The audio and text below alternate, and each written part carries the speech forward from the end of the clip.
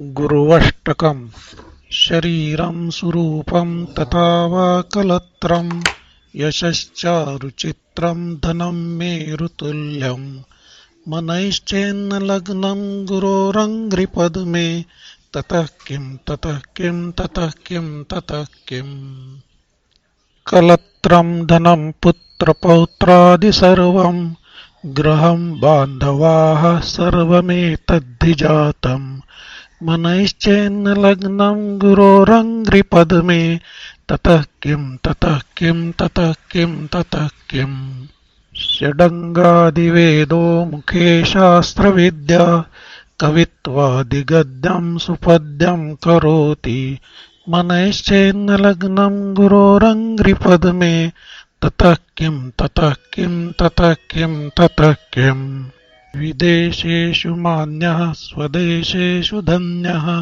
सदाचारवृत्तेषु मत्तो न चान्यः मनैश्चेन्नलग्नं गुरोरङ्घ्रिपद्मे ततः किं ततः किं ततः किं ततः किम्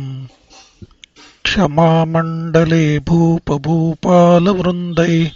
सदा सेवितं यस्य पादारविन्दम् मनैश्चेन्नलग्नं गुरोरङ्घ्रिपद्मे ततः किं ततः किं ततः किं ततः किम्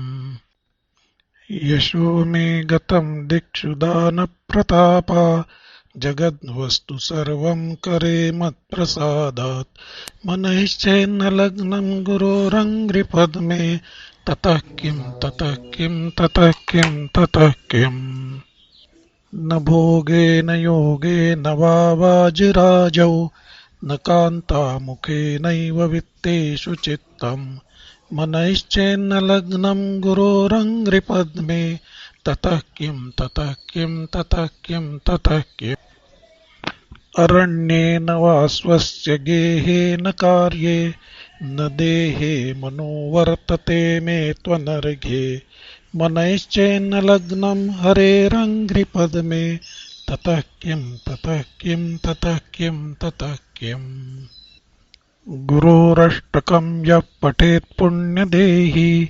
यतिः भूपतिः ब्रह्मचारी च गेही